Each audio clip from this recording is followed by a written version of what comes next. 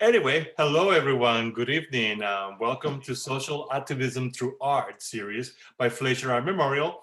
I am really excited for tonight's presentation, but first I want to talk about the title of this series.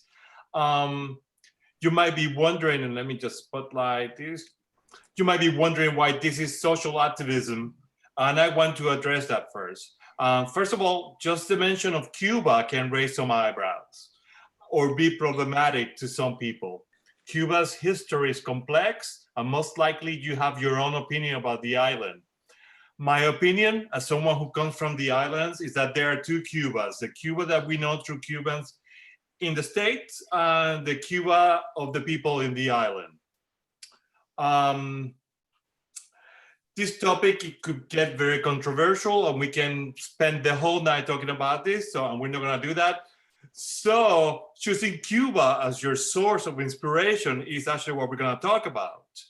And instead of maybe other choices such as Paris, Madrid, London, or even New York.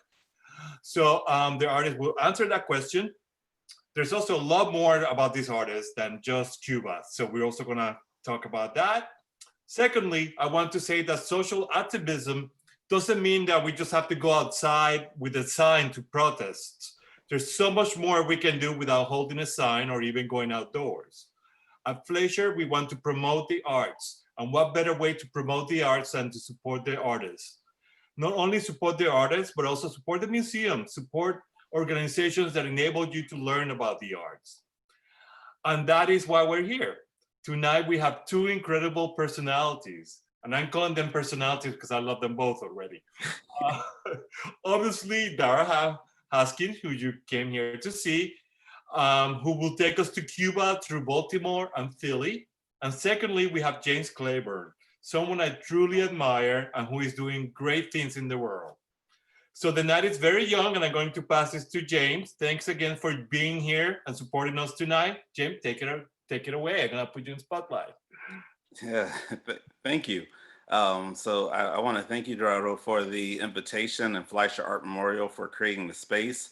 I want to thank the incredible Dara Haskins for agreeing to participate. I work as a programmer and a curator, and I feel like my work can only be as strong as the artists I am in community with and the audience that gather to wrestle with the times and to wrestle with the work and the artists. And maybe I should use a different term, but to sit in communion and community. When thinking about kind of social activism, there are a lot of different ways and folks we could be in dialogue with.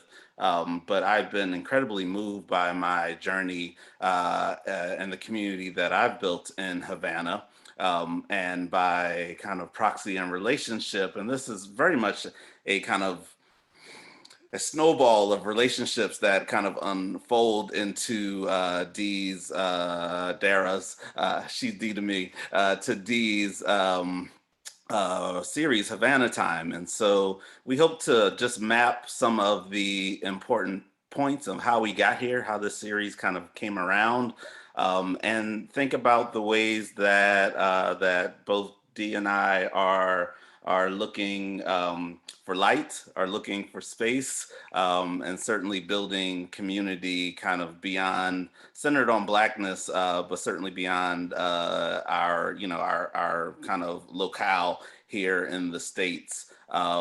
So I think I want to get into a little bit of this PowerPoint. Are you all right with that, Dee? I am.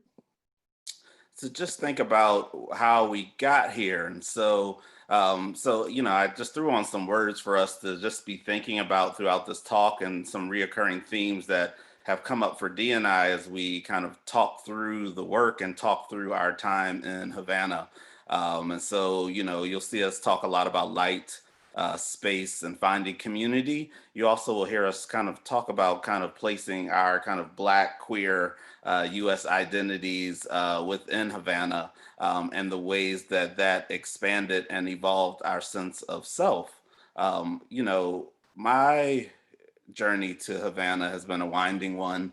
it starts with someone who I should have worked into the PowerPoint, Dr. Veronica Webb, who is a high school friend who went to Havana for 6 years on and off to get her medical degree, which of course is something that Cubans offer students from around the world. And through a series of fundraisers, I was raising money for her to travel back and forth, and feel really grateful. And so that kind of cracked open my interest in Cuba.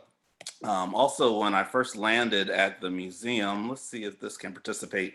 One of the first exhibitions that we presented was this exhibition, Drapetomania, which pulled together a series of artists who were exploring kind of the African and the Black roots of Cuban identity. And so you'll see a little bit you'll see some frames from this exhibition here. The funny part is drapetomania is a term that was tied to chattel slavery, and it was a term that was used to talk about slaves who desired freedom.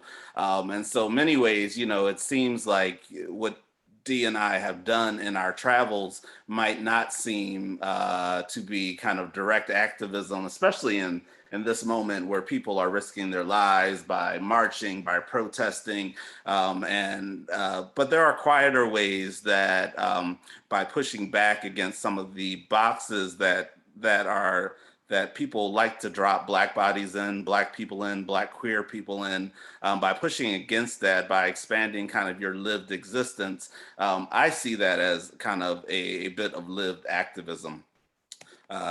We were able to be in communion with artists from Havana. This is Daime Arocena, who right now is being hailed as the new voice of Afro-Cuban music.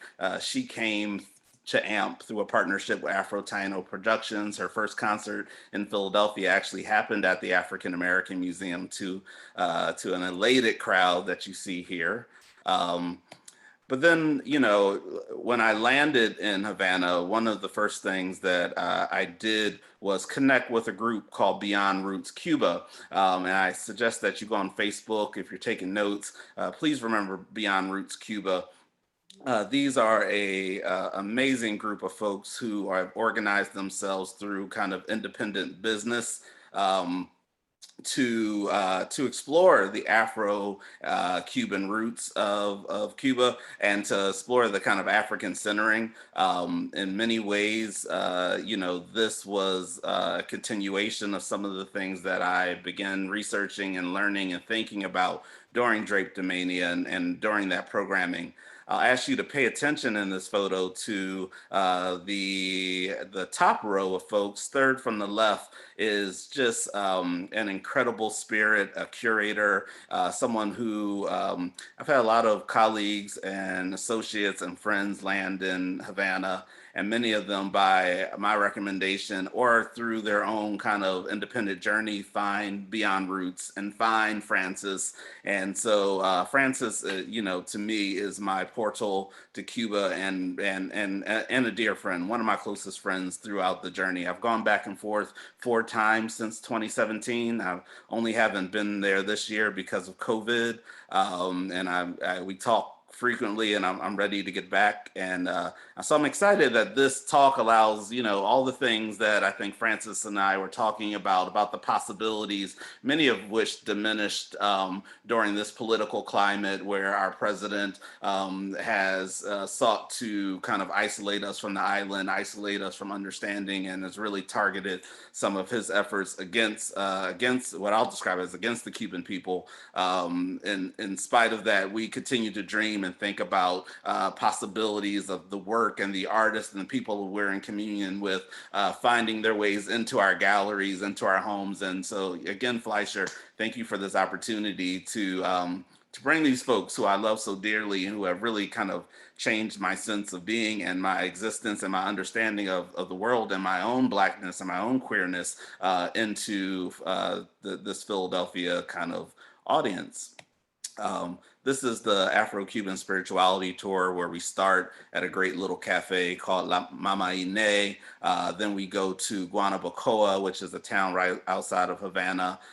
We went to the Museo of Guanabacoa, which centers on Santeria. And so we started understanding kind of, or looking at the ways that that Santeria kind of took shape, the way that this kind of African-centered spirituality kind of evolved into Santeria, and the ways that it continues to unfurl. I'll quote my our dear colleague in the field, Jermaine Ingram, who was working on the Philadelphia Yoruba project, and I was talking with her a little bit, and she talked about Yoruba and kind of this African-centered spirituality as being a technology that adapts where it lands. And so Santeria would be an example of this. And in many ways, I'm thinking about Blackness and queerness in the same way, that where we land, we respond to the things that are around us and develop kind of new ways of being and new identities. And so this is a tour, and I'm rushing through some of this. And certainly if you have questions, raise your hand or drop them in the chat box. This can be as interactive as we would like it to be.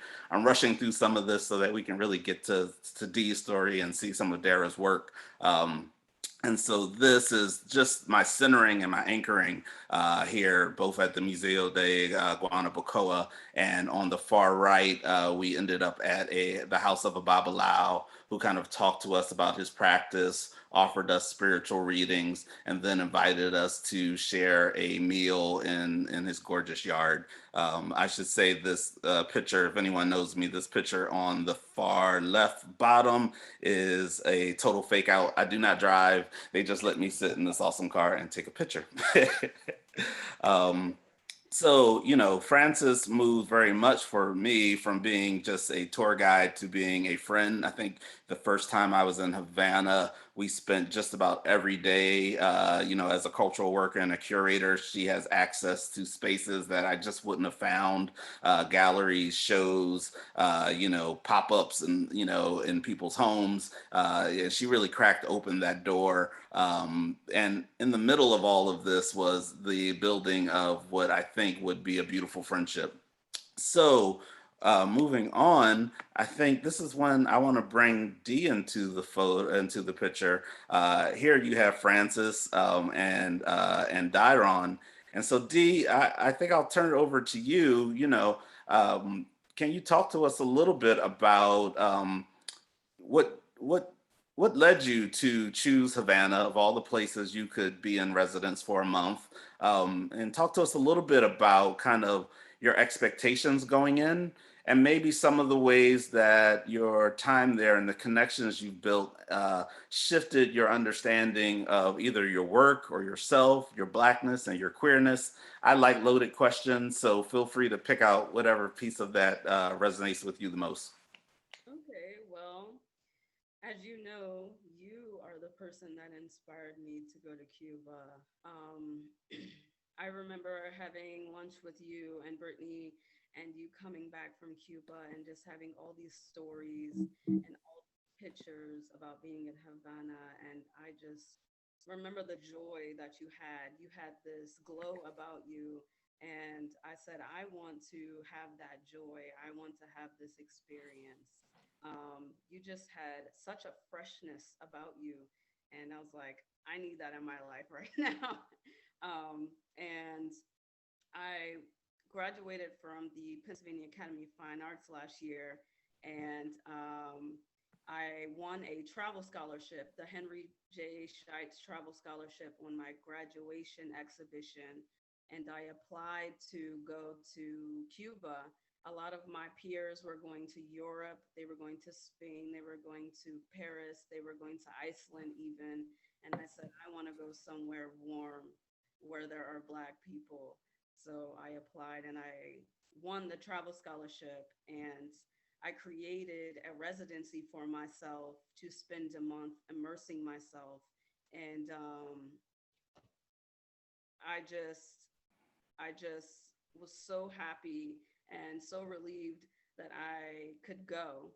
Um, I would say that initially I applied myself to want to go and place myself in a historic space. with the buildings and the people and the history of Cuba. I wanted to see art. I wanted to study Wilfredo Lamb paintings. I also wanted to really place myself in just the history and learn about Afro-Cuban religion, Santeria and Yoruba.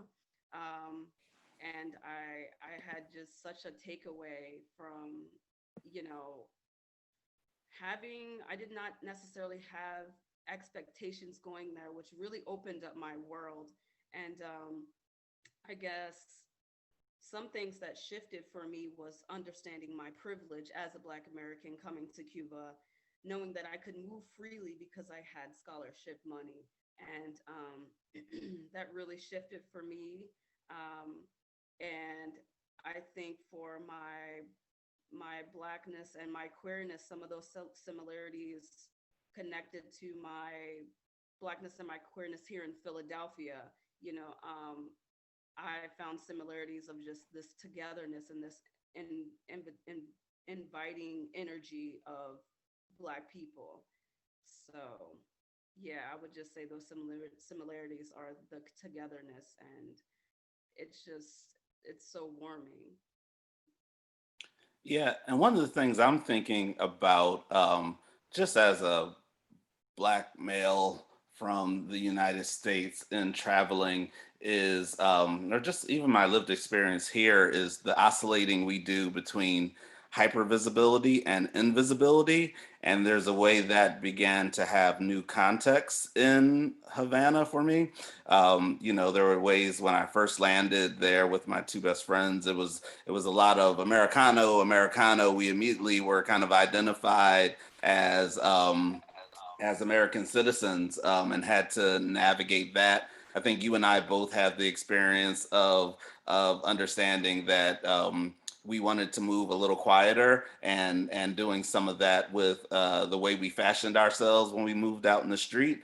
And the ways that sometimes allowed us to move freely, allowed folks to see us with some sort of solidarity, but also it allowed us to be subject to our brown skin, and the implications of that sometime when we would be in spaces. And so that's something that I think shows up in your work, kind of the permeability, the way you're dealing with the body. And so I think we can, if you're ready, I think I'm going to go back, and pardon me as I navigate all of this on this MacBook that chooses to be I'm a gonna little. ask a quick question before we go Yeah, into sure.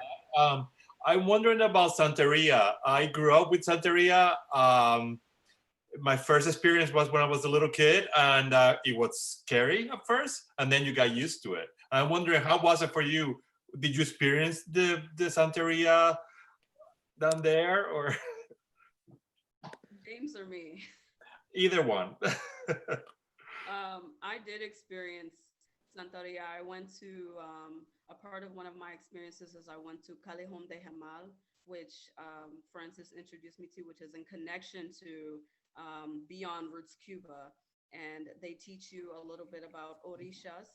And at first it was scary for me, but I grew into it and I felt a type of freedom and being around, it felt like I was around my ancestry. It felt like I was around my people and it felt right. So That's awesome. that was for me, it felt good. Right. What about for you, James? Yeah, I mean, I have been questioning kind of the notions of where we learn to be afraid of African-centered spirituality. Growing up in the non-denominational Black church or the Baptist, like, you are kind of, there's this quiet ways where we demonize things that don't fit within our own practice, and there's ways that separates us from things that should feel, and to me in many ways do feel innate to my spiritual sense. I am probably a spiritual generalist at this point, but there are things within Yoruba and Santeria that really resonate with me. We'll talk about this a little later when we talk about Yemaya, and one of Dee's paintings. But I find myself in Havana. I find it to be a spiritual place. The the funny part for me is I traveled with two associates and friends my first trip, and I asked them to go along on this journey to the African spirituality tour. Both of them are, pretty not conservative at all, but certainly are very centered on their Christian faith, and both of them declined. Um, so I did that journey by myself, which I think was good for me. Later, I took them along with me to a party that was happening in Vedado, in a space that was it was a bit of a bar, it was a bit of an art gallery. There's no way you would have ever found it if someone did not bring you into that space. But I brought my two friends, and it would bounce between like popular music in this kind of courtyard to a Roomba in the galleries. And one of my friends, and we would just dance between these two spaces. And one of my best friends, I remember this so clearly, was dancing as the drumming and the singing was going on the Roomba, and we all were kind of, experiencing a certain piece of liberation. And he leaned over to me. He said, I feel like I'm having a religious experience. And that's when I hugged him and told him he was.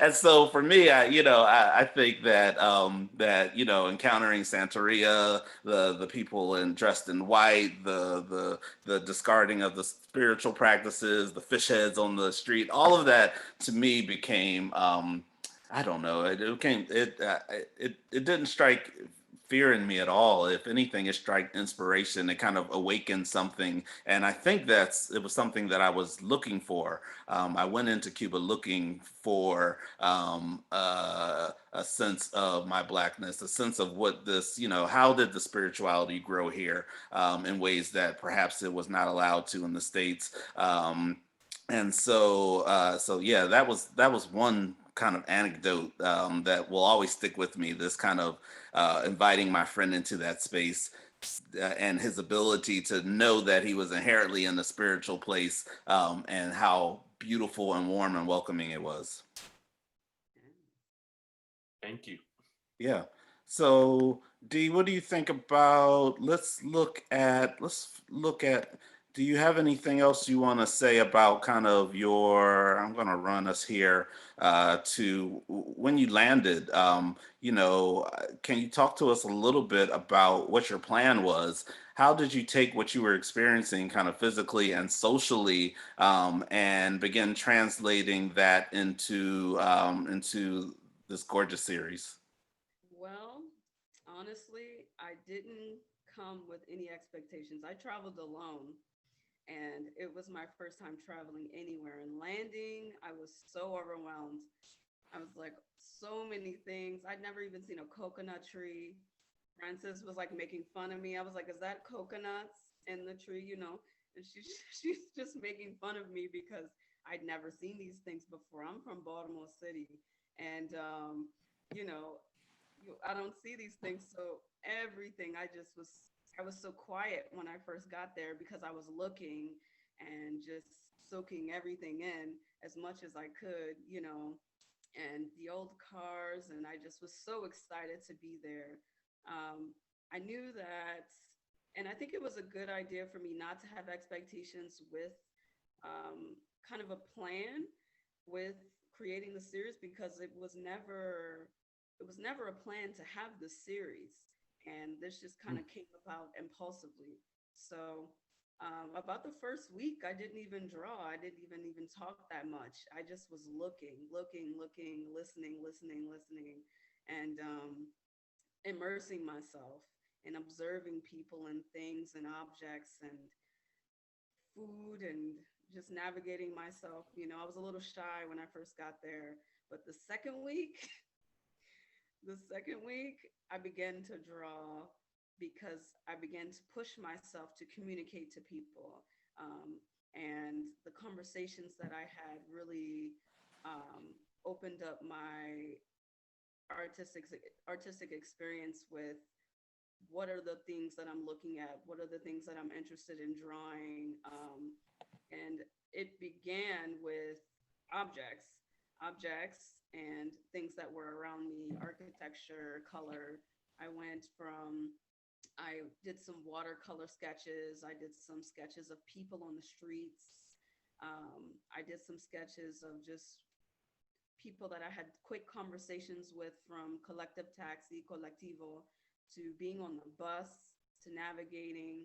And I'm gonna jump into Daron a little bit here, but like Daron opened up my world to really put me in this community to where I was able to navigate freely.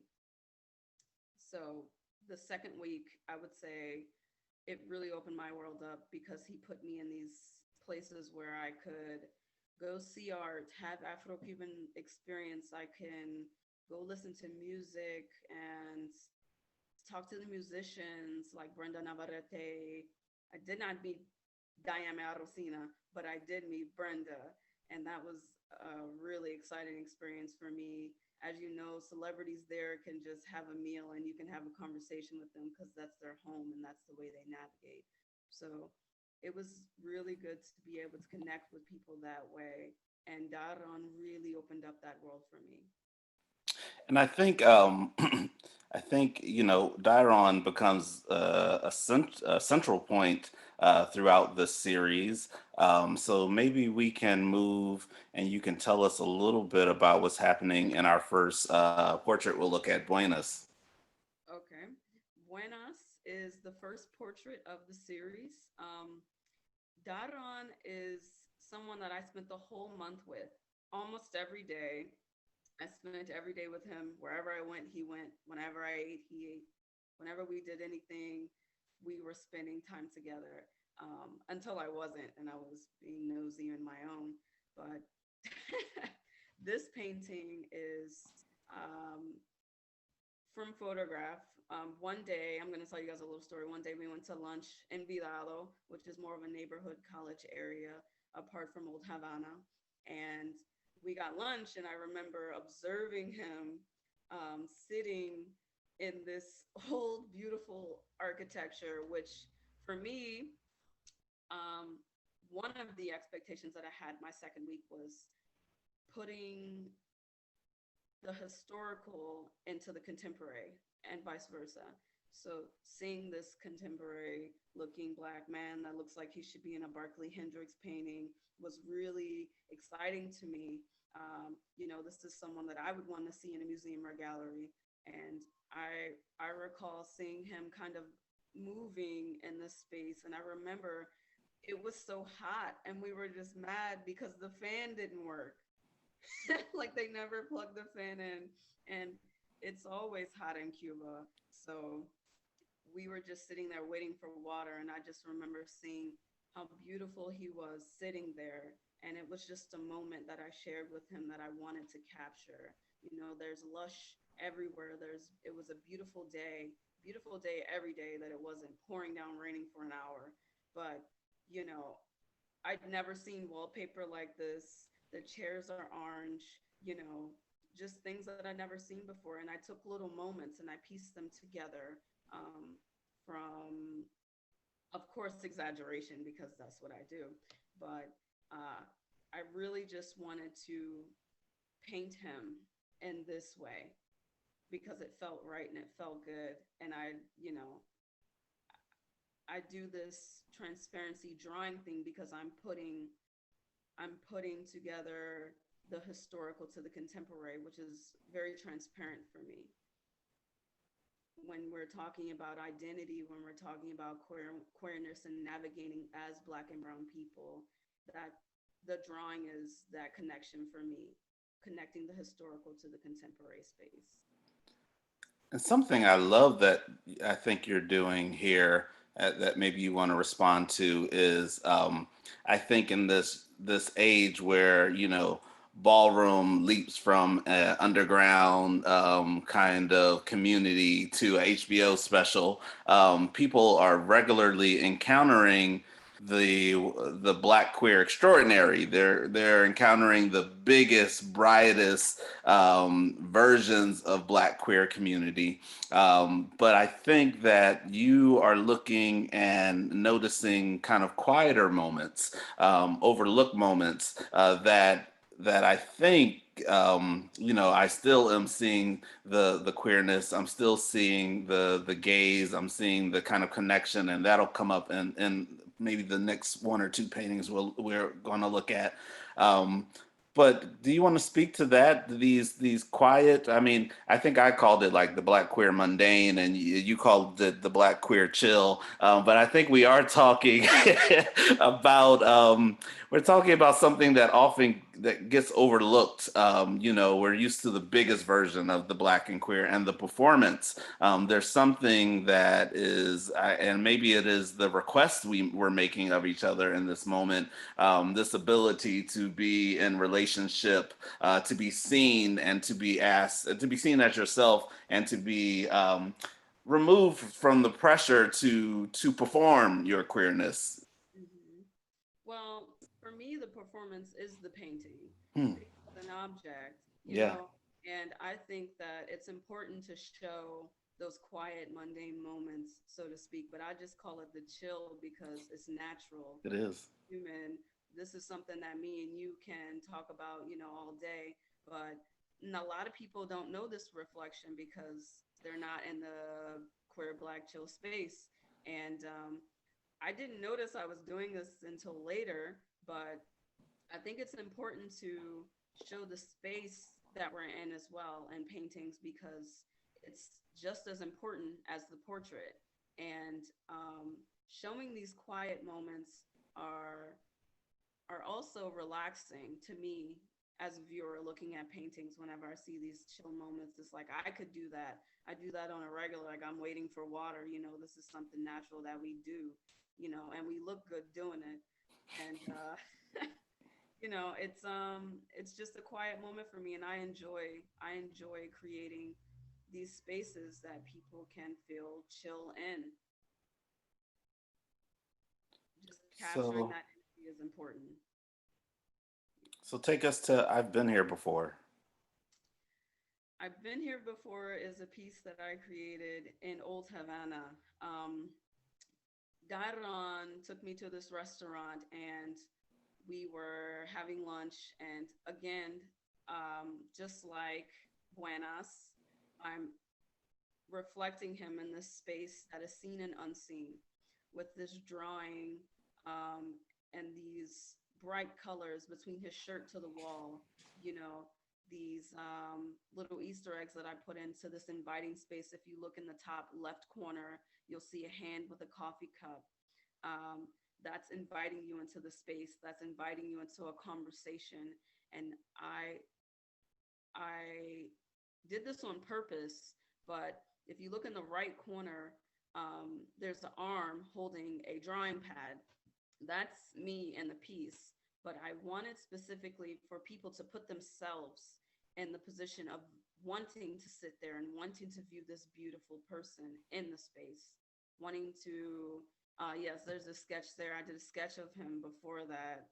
Um, and I did these from photographs, but I usually draw from my drawings to the paintings to see what else could happen, Hmm. with energy, with color, with objects, and just anything else I feel like putting into the space. It's so inviting, it's so open. I think I'm also seeing in this I've been here before um, a bit of the automatic solidarity that happened, I think, for both of us landing there. Shout out to Dr. Brittany Webb, also a PAFA at the time. We were working, before I went to Havana, we were working together at the African American Museum, and I was focusing a lot of my travels on Europe. And she was the one that really stopped me and said, I think that you should spend some of your time. I'd like to see how you would experience being in brown space and in a country where you are surrounded by black and brown people. And it was a moment that really made me stop. And I know, I look at this statement, I've been here before. In many ways, we've talked about this. When you walk the streets of Havana, you are seeing your neighbor, you are seeing your aunt, you are seeing your uncle, you're seeing faces that feel familiar. You're in spaces that you've never been before, but perhaps it feels that you're meeting people that you have not encountered before, but somehow very quickly they're family. And so I think that what I'm also seeing in this, I've been here before, perhaps, and maybe you let me know whether I'm projecting that, is perhaps also this kind of instantaneous solidarity that you can't fabricate. It happens or it does not, and being able to be in a place where you can stop and foster that is a gift that is somehow beyond us. Hmm. Yes, yes. A story from this actual restaurant, I named it, I've been here before. It's because something that Daron said to me. A lot of the paintings that I have are actually from conversations that I have with people. As we were having lunch, he said to me, oh, I've been here before. The last time I was here, I was with my grandmother on her birthday. And I said, oh, okay. Now you're here with me, and you're sharing that community with, you're sharing the space with me. And it felt really good to know that I could share that time with him at that space, because we've been there at that restaurant many times, you know. I had to add that in a more universal, maybe. I mean, I'm looking at this painting, and I want to be there with him. I just want to sit down right now and be have a drink with this person. Yes. Me Yes. too. um, So let's talk about standing in the light I was made in. In particular, this is where kind of our dialogue around light pops up. And of course, as a kind of trained painter, you are always kind of channeling light, understanding light, making your audience understand how light is falling upon them and falling upon your subjects. But in the story, I think, we can very easily take light and talk about it as kind of a revelation or a seeing. In particular, so if you're, and I imagine this happens amongst other communities, but we do talk about this in the African American and the Black identifying community, is like the Black nod. Sometimes you pass someone on the street, and the only reason you're really nodding on at someone is because you're like, we're both Black and in a space, and it's these quick moments, and they happen so often that they become kind of everyday, but they really are an extraordinary sense of our ability to see each other and to offer us the ability to be seen. And I think that this story is a little bit about a Black queer seeing. Yes. Having lunch with Daron again downtown in Old Havana, next to the oldest cathedral downtown. We stopped to get a drink, and this man right here is the waitress. And he came over and said, would you like something to drink? And I immediately was captured by his beauty, so I began to draw him, and he caught me drawing his portrait. And he kept coming over. He's peeking. He's like, oh, it's me. His name was Little Kim, which was really Which is funny. amazing. Yeah, I was like, okay. His name is Little Kim, and I don't have that drawing because I gave it to him. And he came back, he said, you have to sign it. I can't have this and you don't sign the work. What's wrong with you? But there was some eyes between him and Daron. So I was like, oh, okay. You know, just knowing, when someone else is queer and you have that communication without words is something that I find interesting. And he said to me, he said, "Oh, are you hot?" The waitress here, Little Kim. I said, "Yes, I'm very hot." He said, um, Cubans are hot, but we're used to it because it was the light we were made in. It was the heat that we were made in." And something immediately clicked for me because I said, like, this is the everything that we're made in. It's like Me Too. I had this kind of Me Too moment to say, like, you know, there is a joy in that connection with being able to communicate without talking to one another. And, I never saw him again, but it was just one of those moments. And I like to call these paintings moments because that's what they were for me. They were joyful moments.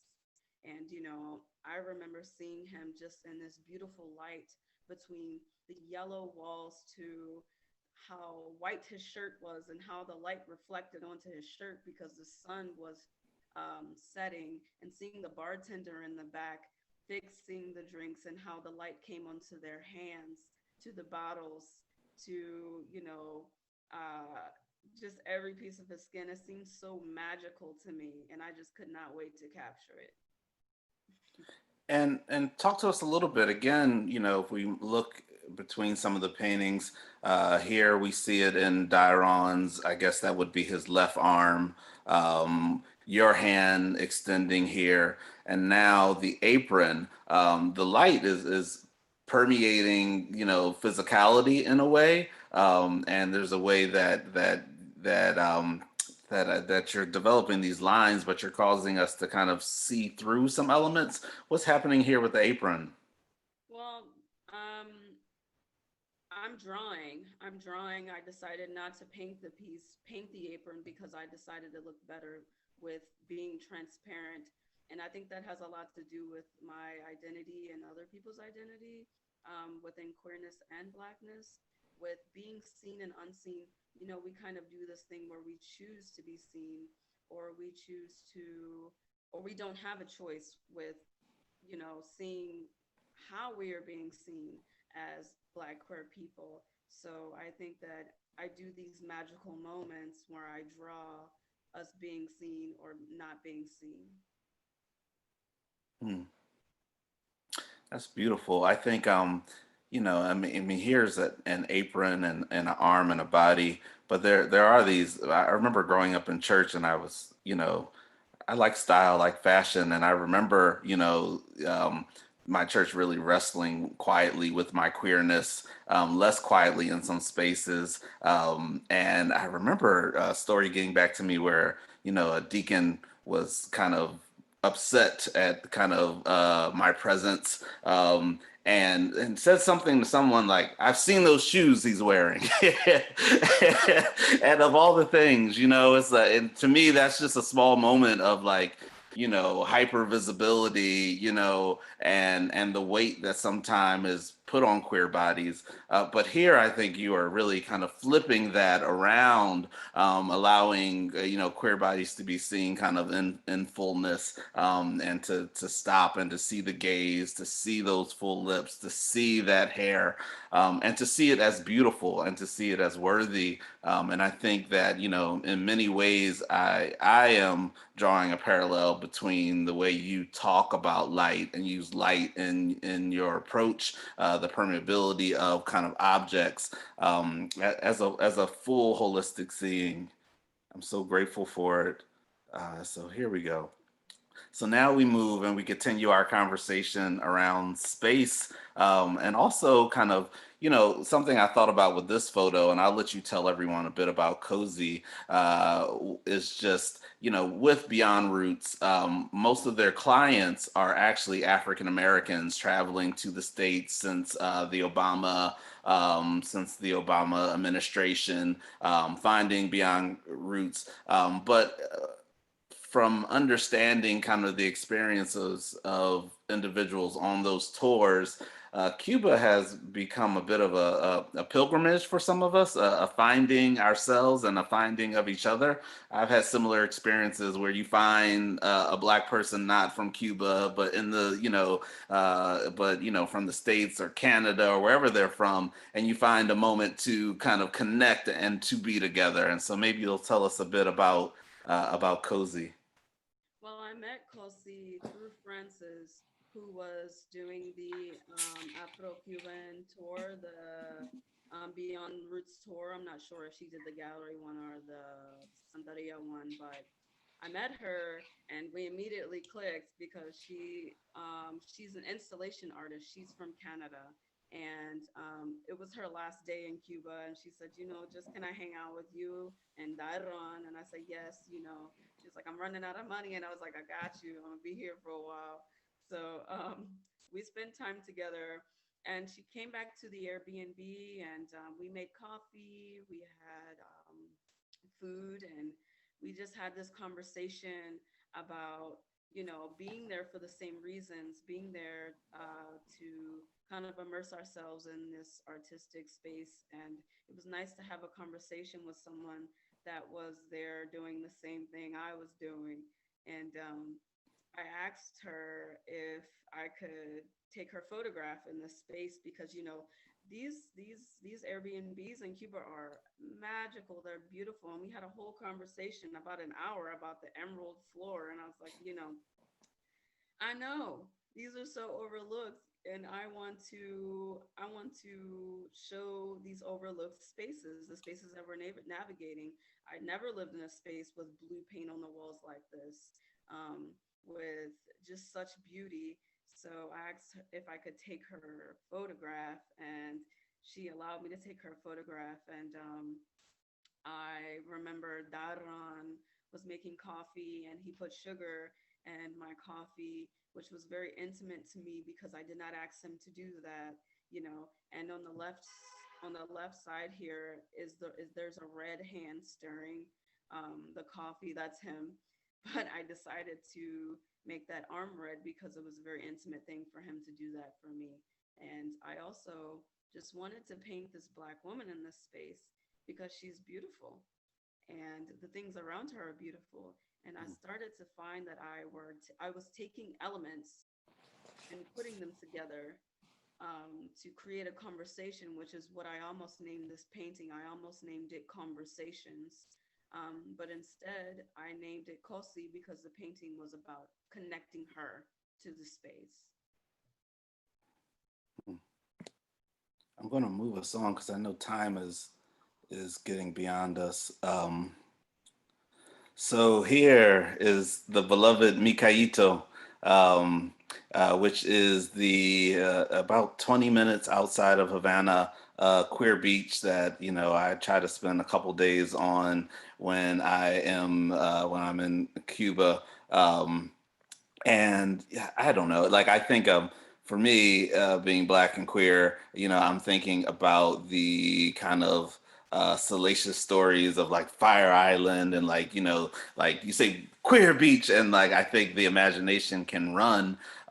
But again, I think that our and this is a picture I took, I believe, my first time in on Mikaito.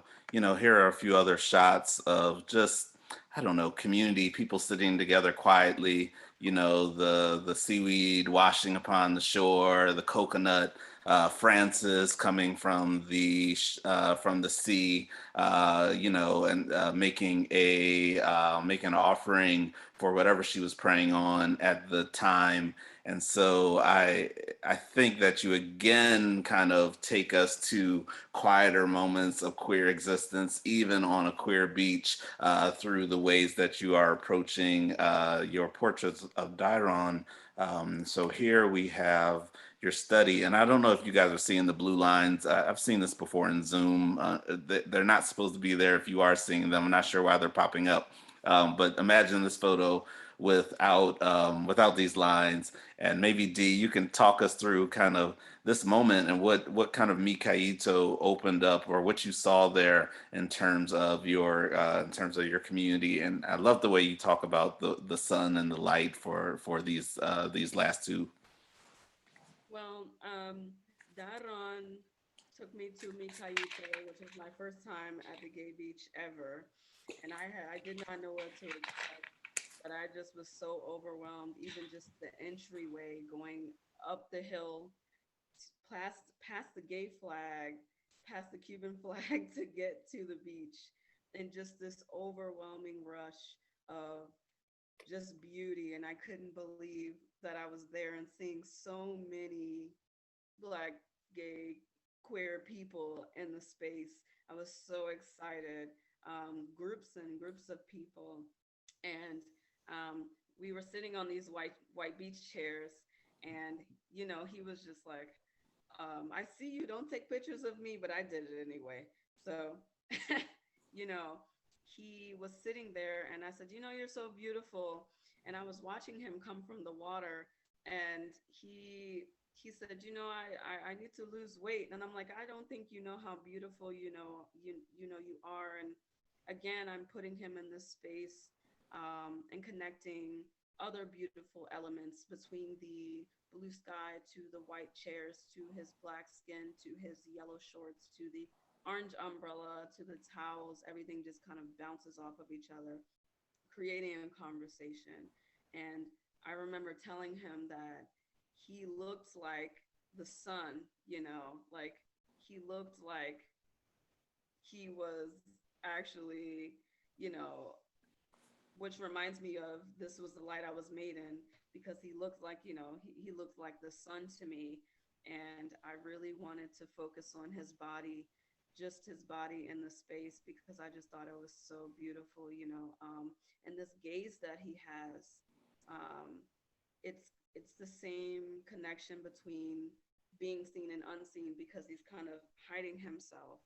And he's doing this thing where it's like, I see you see me, but we can also see him because he's making direct eye contact. Um, and I just really wanted to uh, paint him. I couldn't wait to paint him at the beach, you know. And I think one of the things I love is this gaze, is the intensity of these last two photos.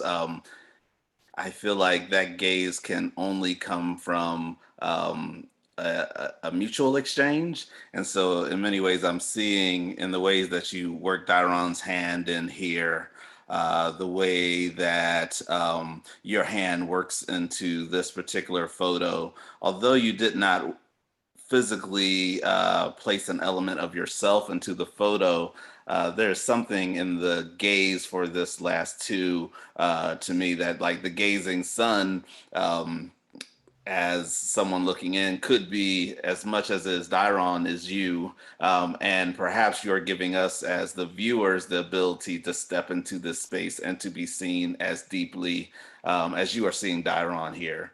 Um, I want to take us to our last one, which is Yemaya sta Mikaito. Uh, Without a doubt, one of my favorite pieces from the series.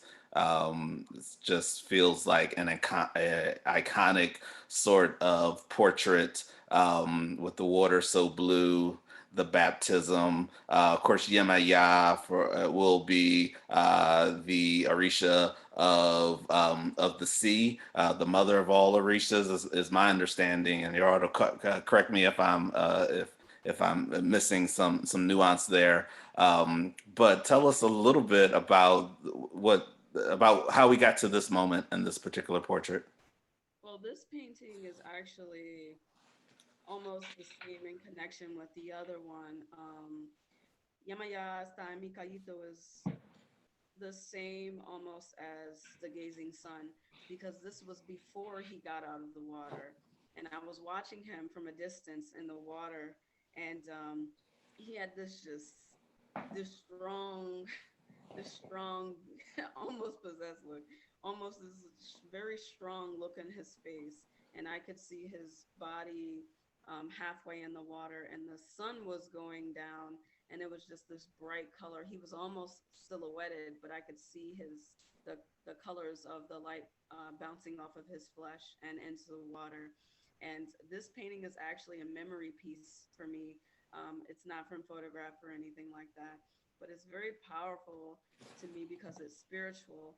And I just felt like it was a calling to me. Like I was called to be there in that space. I was called to paint him in this reflection.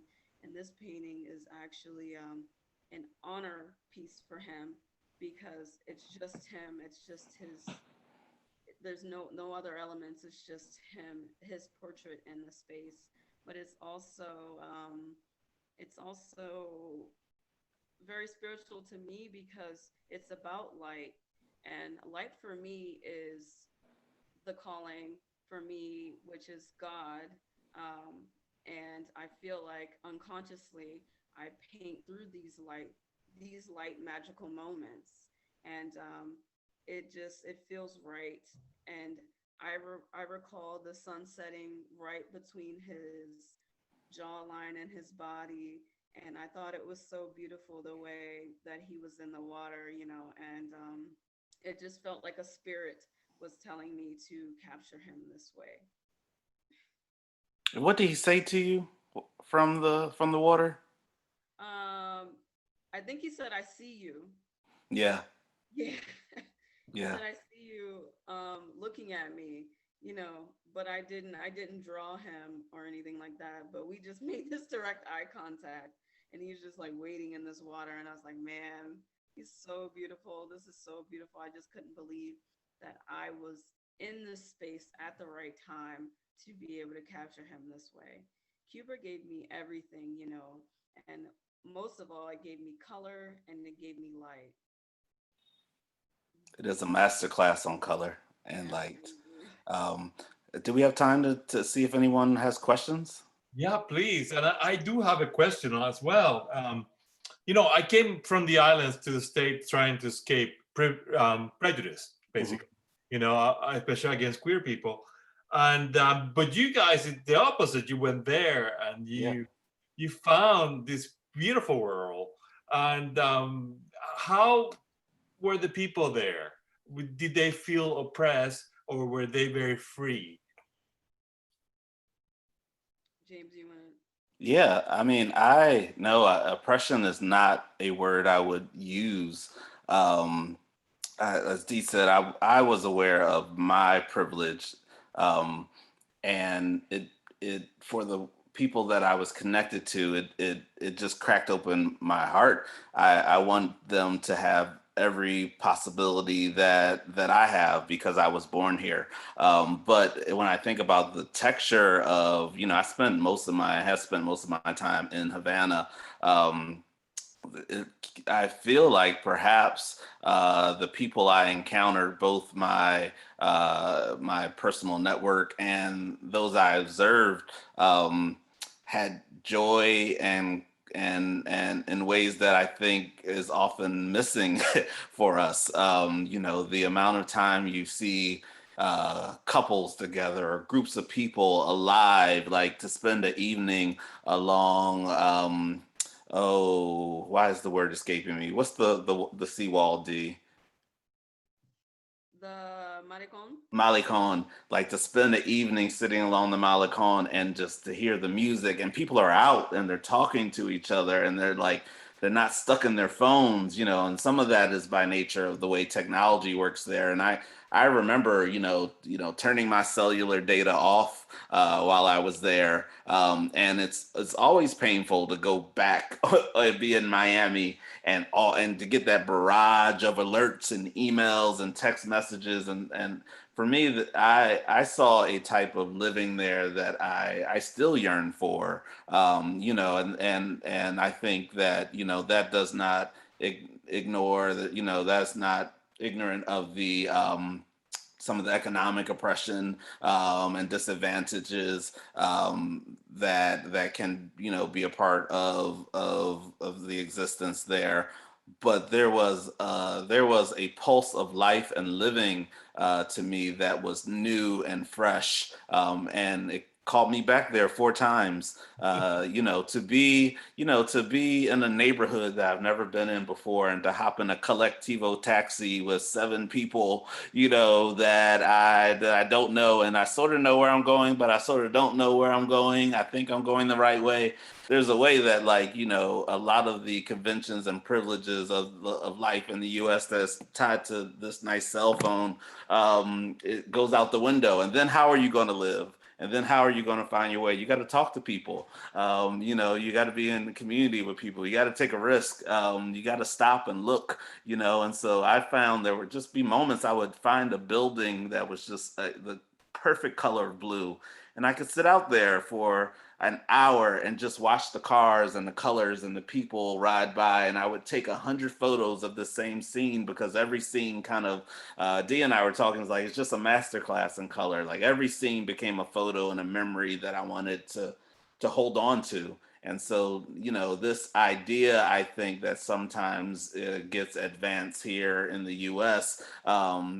imagining that because people don't have access to the wealth and the things that we have in the American passport, that I think it challenged what living is for me, and it continues to challenge what I want my life to be, and in texture and in feel. It causes me to want to push back against this sense of capitalism that we all participate in, that sees your value as an output of productivity for perhaps someone who makes more money than you, and I want to push back against that, and I want to be alive in a way that I feel there.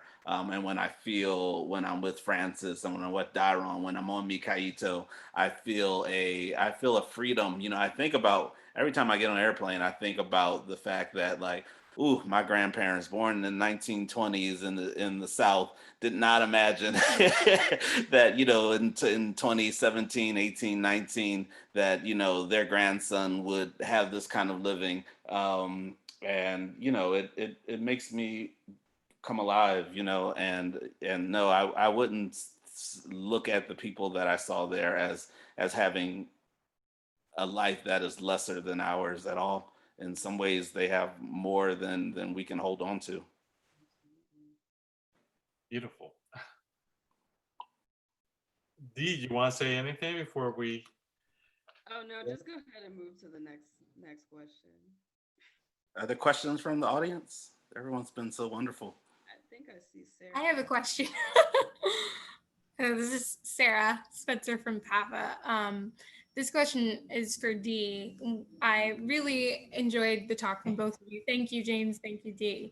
And I was wondering, thinking back to what James was saying about how I think in art, we especially expect that sense of performance in a way from queer artists. And I found it really beautiful that in this series, you really highlight the intimacy of platonic relationships. Like there is this reflection that you truly loved the people that you were with. And I was wondering if that was something that you did intentionally in your painting, or something that sort of just shined through because of the relationships that you had with these people.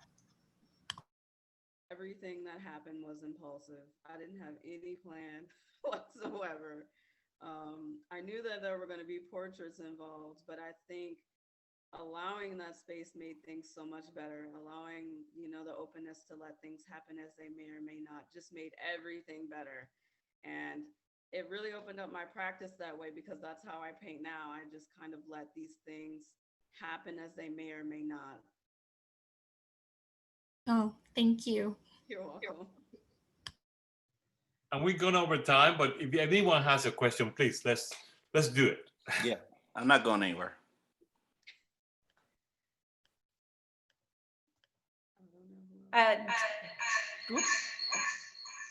Sorry. Let me get out of there. That's all it. I love it. I'm in stereo. How does that happen? I am curious. I think I heard you say that this was your first travel experience. Is that correct? And sorry, I'm just going to turn this off. Don't mean to sabotage things here. Let me leave that. I couldn't hear you well, so I was doing a double channel so I could hear every word you said because it was so valuable. So I'm Brooke, and I'm from PAFA, and I work with Sarah, and I'm a fan of Dara, and I was really intrigued by your saying, if I heard you correctly, that this was your first time traveling. I think you even said this was your first time on the beach.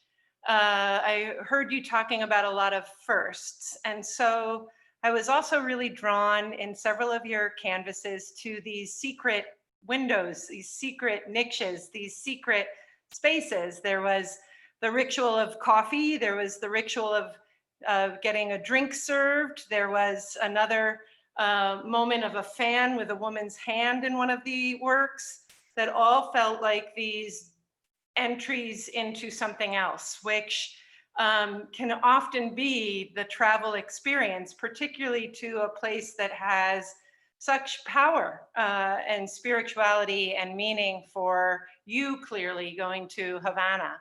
And I just wondered if that's something new to your painting, or if this is something that you feel you've been bringing into your artwork for a while. It felt very singular to me, and I was really hunting into your compositions and not seeing, I felt like it was in every painting that we saw tonight. Yes, it's very new for me. These openings that you see, these secret Easter egg doorways, are sometimes even small paintings. I have smaller paintings of these openings. It's about the unknown. It's about what's in this secret door. You don't know. I don't know, but I know that it's inviting. And I kind of lay those doors for myself, even to say the door is open and you can do whatever you want with it. And I do think that it has a lot to do with it being first, because I do these in my new paintings as well, small openings that just, it's a continuing conversation. Just like the hands here, you don't see the person there, but you see the hands. Yeah. You see the movement, you see the energy, you see the light. And with these little doors is also an invitation, which is an intimate moment for me, because I drink coffee every day. And it was just something that was always handed to me. One of those beautiful moments, one of those intimate moments that I enjoyed. Thank you, Dara, and apologies to everyone about my echo. I apologize. Thank you. Thank you. And we do have another question for you, Barbara. She's asking, she's been to Cuba, and she loves the colors and music, and she's wondering if, do you infuse music into your art? Absolutely. All of it. Everything is music. I listen to so much music. I think there was a day where I couldn't hear anything because everything was music. And I think that ties in with the color and the brightness and the vibrance and the warm and the cool. All of it has to do with music. Every single painting has the spirit of music, especially drums. And that's so true. Music is just everywhere you go. You can't escape it. Yeah. Well, if no one has any questions, I guess we're gonna end it now. This has been such a terrific presentation, and I am very grateful to you both. Thank you for being here tonight, and please go to Dara's website. Check out her work. She's working on a whole new series right now, right, Dara? The quarantine series. The quarantine. So we can all relate to quarantine. So I think you should check it out. Also, yeah, here are the places where you can go and see her work. Like I said, please support artists. This is a great moment to do it. And I thank you all for being here with us tonight. Thank everybody so much. Thank you. Thank you, everyone. This was Dee, that was beautiful, Dee. beautiful, Dee. Besos, everybody. Yeah, thank you, Dee. Thank you, James. Dee, just amazing to see how the work's developed. And yeah, I can't wait to talk with you and get to see you in person and talk about the work in person, because I know it's got to be 10 times even more amazing to see them in the physicality and materiality that seems to be really coming through in the work. Oh, yeah. Thank you. We probably also all want to know when James is going to lead a trip to Havana for everybody on this Zoom call. Because We're going. I've been thinking about it and working on it and thinking about it. Let's keep our eye on this administration, and hopefully we can return to times when it's a little easier to form those connections and make it there. awesome. So happy for you, Dee. I remember our first conversation about Cuba in your studio, whenever that was, and just amazing to see kind of after the journey. Thank you so much.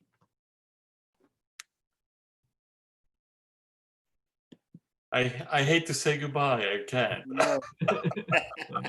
but I'm going to. Thank you, everyone. Bye, I everyone. really want to eat. Okay, bye. Bye-bye.